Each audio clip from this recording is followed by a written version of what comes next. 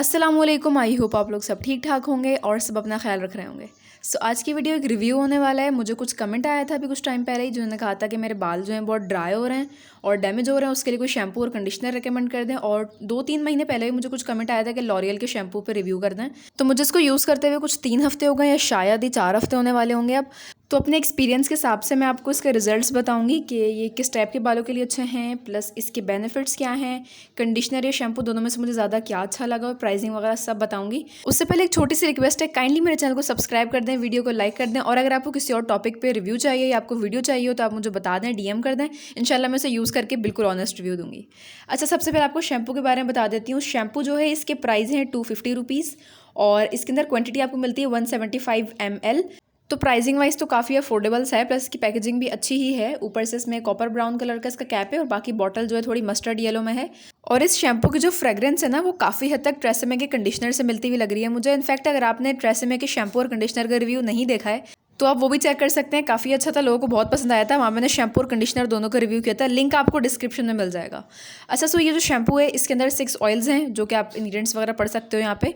इसके अलावा इसमें जो बेनिफिट्स इन लोगों ने जो बताए हैं, वो कहा है कि आपके हेयर्स स्मूथ होंगे, शाइनी होंगे, थिक होंगे, मैनेजेबल होंगे और स्ट्रॉन्ग होंगे। अच्छा, ये तो सारी कोई पैकेजिंग वाली बात। अब मैं आपको अपना ऑनेस्ट ओपिनियन बताती हूँ। देखिए, शैम्पू जो है बेसिकली आपके हेयर क्लीन करने में हेल्प करता है, इससे ज़्यादा मेरे नहीं ख्याल कि इसका और कुछ काम होता है। हाँ, कंडीशनर आपके बालों के लिए बहुत ज़्यादा अच्छा काम करता है।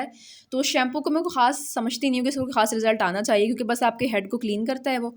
और हाँ, काफ़ी हद तक बालों को सॉफ्ट भी कर देता है। ज़ाहिर है, जब आपके डर्ट वगैरह रहती है तो बाल आपके सॉफ्ट ही हो जाते हैं, और वो बिल्कुल ठीक है। बाल बाकी थोड़े मैनेजेबल मुझे खुद फील हो रहे हैं, वरना थोड़े से फ्रिज और जो बाकी यहाँ पे बेबी हेयर होते हैं ना, जो इस तरह से दिखते हैं, वो काफ़ी ज़्यादा पुल अप होते रहते हैं। इसके अलावा एनोइंग भी लगते हैं काफ़ी। तो वो सब काफ़ी हद तक मैनेज हुआ है। इससे जो बात इसमें लिखी हुई मैनेजेबल वाली, वो तो बिल्कुल करेक्ट है। प्लस सॉफ्ट तो ज़ाहिर ही होता ही है। और शैम्पू का जो काम होता है हेड को क्लीन करने वाला, वो तो बिल्कुल अपना 10 on 10 काम करता है ये। बाकी जो मैंने बात बताई कि मैनेजेबल होते हैं, फ्रिज फ्री बाल हो जाते हैं, यानी कि जो बोलते हैं ना बम फट जाता है बालों में, वो ख़त्म हो जाता है। बहुत शाइनी फील होते हैं, सॉफ्ट फील होते हैं।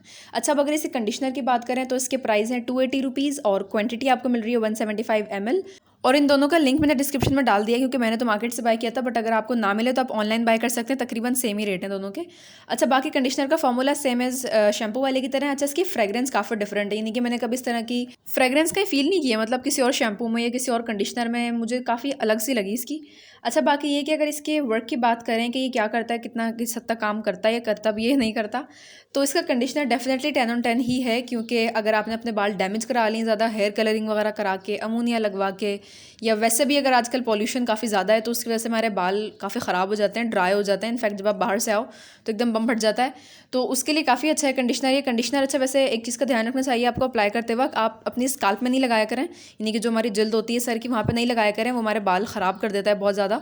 क्योंकि अक्सर लोग कंडीशनर यूज़ करते तो हैं, लेकिन गलत तरीके से करते हैं, तो फिर वो कहते हैं कि भाई बाल झड़ रहे हैं या बहुत ज़्यादा बाल डैमेज हो गए हैं। वो इस वजह से होते हैं, कंडीशनर में केमिकल का रेट ज़्यादा होता है। तो अगर आप वो अपने हेड पे लगाओ, डायरेक्ट स्किन पे लगाओ, तो आपके बाल केमिकल से एकदम फुल हो जाएंगे, तो जाहिर है वो तो वीक होंगे। तो इसलिए कंडीशनर जो है वो हमेशा आपको अपने हेयर लेंथ पे लगाना होता है, यानी कि जल्द के बाद कम से कम 2-3 इंच बाद से आप शुरू करते हो, बाकी नीचे तक आप आराम से लगा सकते हैं। अच्छा, ये जो है बालों को डेफिनेटली फ्रिज फ्री करता है। जो बाल ड्राई हो रहे हैं उनके लिए भी काफ़ी अच्छा है, आपके बालों को रिवाइव कर देगा, उनकी अपनी जान जो होती है बालों की वो ले आएगा ये।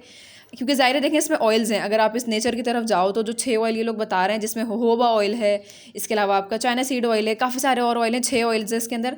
वैसे अगर आप वो नेचुरली भी लगाते हो तो भी जाहिर सी बात है आपके बालों के लिए काफ़ी ज़्यादा बेनिफिशियल होगा।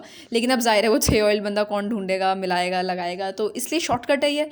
अगर आप लोगों ने अपने बाल ख़राब कर लिए हैं, आपके बाल डैमेज हो गए हैं, तो आप ट्रेसेमे का भी ट्राई कर सकते हो, वो भी बहुत अच्छा है। लेकिन क्योंकि वो केमिकल रेट ज़्यादा है उसमें, जबकि इसमें केमिकल रेट इतना ज़्यादा नहीं है, इसमें नेचुरल ऑयल ज़्यादा है।